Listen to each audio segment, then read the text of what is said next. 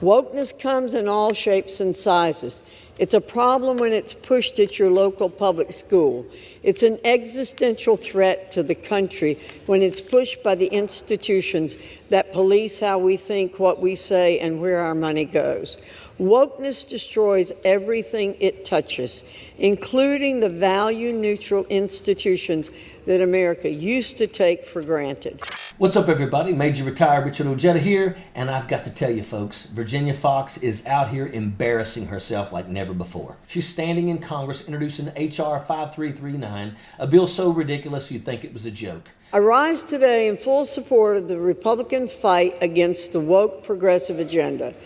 The Committee on Education and the Workforce is proud to lead debate on the Protecting Americans' Investments from Woke Policies Act, or H.R. 5339, a bill that would confront and dispatch one of the most nefarious and hidden forms of wokeness. In essence, a big bank or asset manager will take your hard-earned pension or 401k and invest it in radical progressive causes.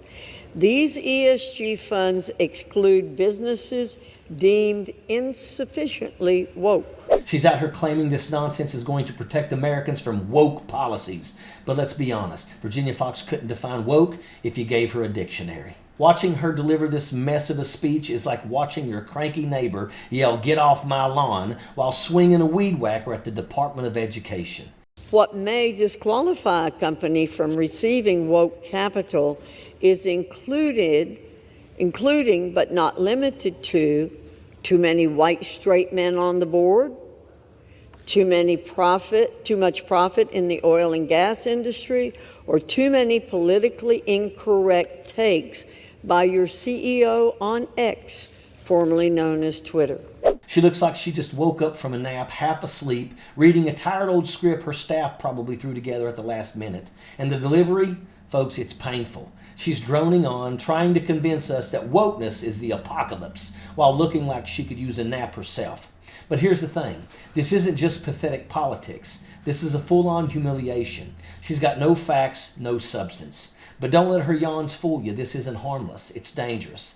It's about control. It's about distracting you with fake outrage while they dismantle public education, gut your financial freedoms, and line the pockets of billionaires like Elon Musk. And here's the kicker. They think you're too distracted to notice. They're betting that you'll be too busy arguing about their made-up boogeyman, woke, to see what they're actually doing.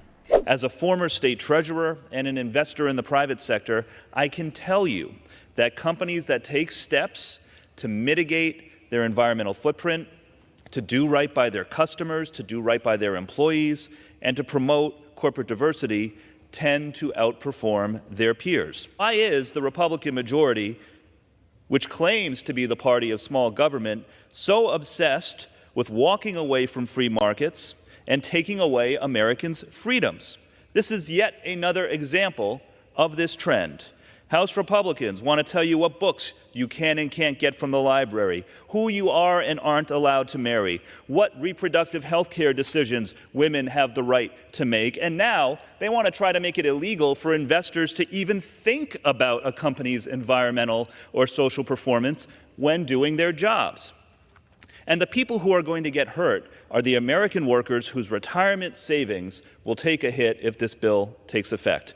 And by the way, no one is asking for this bill. There's no constituents back home who are saying, you know, the biggest problem in our country today is ESG investing. So how about my Republican colleagues do their job, focus on keeping the government funded and open, and not take away the freedom of investors to do their jobs the way they see fit. I yield back the balance of my time. Now let's break down what woke even means to these people. And spoiler alert, they don't know. They just need a buzzword to rile up their base. That's it. No substance, no logic. Just a word to throw around while they dismantle the programs that actually help Americans. Programs like Title I funding, after-school services, special education, and Head Start. They've got you arguing over the definition of woke while they're stealing your kids' futures. And let me tell you who's cashing in on all this. Elon Musk. Oh yeah, Musk is loving this bill. Virginia Foxx isn't out here protecting Americans. She's stumping for Musk and Tesla. This bill isn't about fighting wokeness. It's about forcing banks and investment firms to pump money into Musk's pet projects while cutting out anyone who doesn't toe the GOP line. Musk is sitting back laughing all the way to the bank. He's got your taxpayer money funding his little moon and Mars fantasies while your kids are stuck in overcrowded classrooms with broken down textbooks. Let me put it into a better perspective for you. Representative Seth Magonizer from Rhode Island nailed it when he said this bill sounds like state-directed capitalism straight out of the playbooks of Lenin and Mao. That's exactly what this is, folks. The GOP is over here screaming about freedom while literally writing legislation to control what companies can and can't invest in. Under the guise of a practice known as environmental, social, and governance investing, or ESG for short, banks are responsible for woke social engineering on a scale that history's authoritarians could only dream of. Nobody is telling you that you have to wake up and stop investing in sleepy companies that are missing out on what's happening in the future.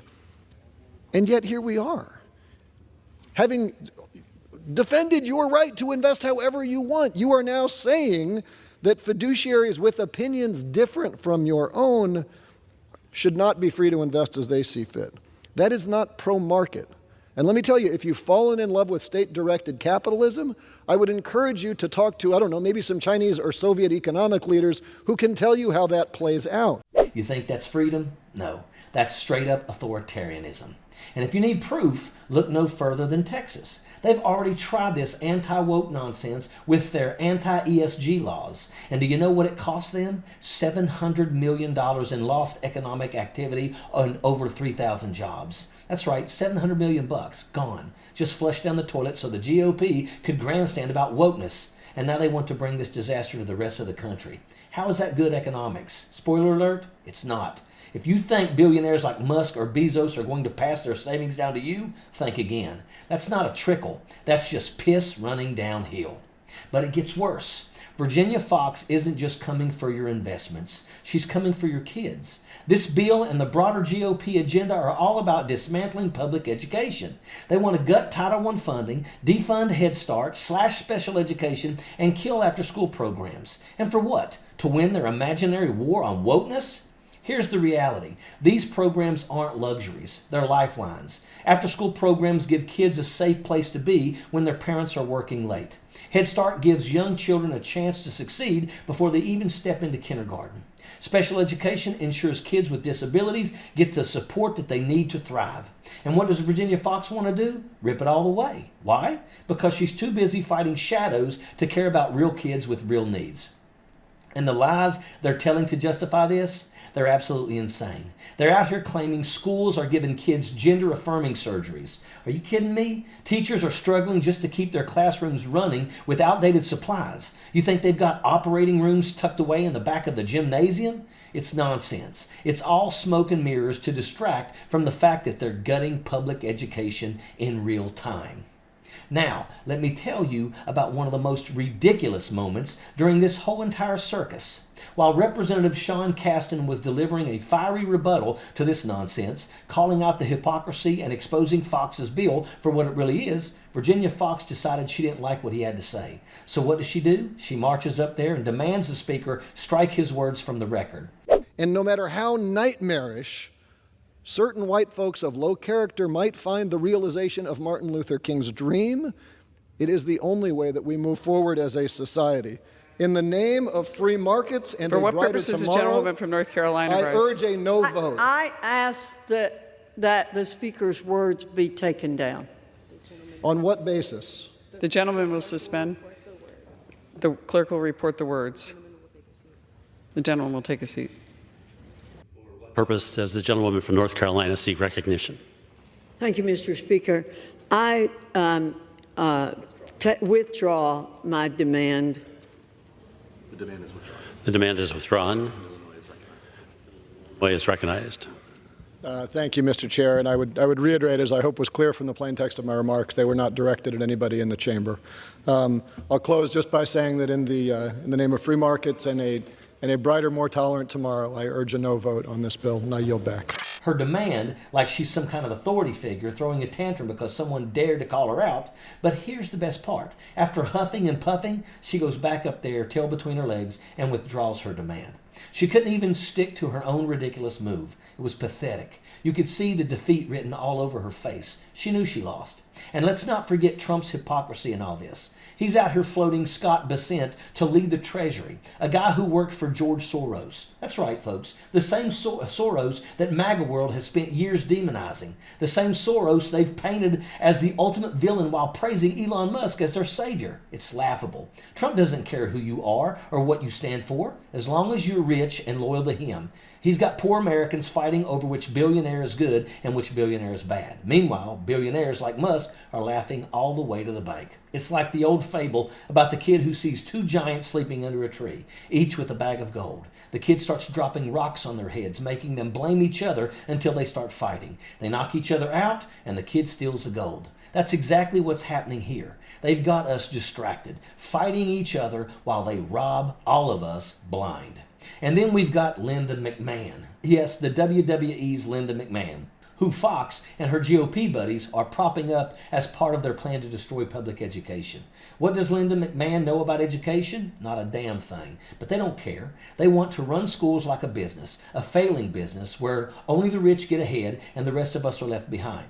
It's Foxx and McMahon in a tag team cage match, body slamming America's kids for corporate profit. By the time this hearing was all over with, Virginia Foxx was left humiliated, dragging herself away from the podium after failing miserably to defend this disaster of a bill. She started this whole thing like a cranky neighbor yelling at kids to get off her lawn, and by the end, she was cowering like a scared dog with her tail between her legs. That's the face of their so-called leadership. It's pathetic, and that's a fact. Sappers clear the way, airborne all the way.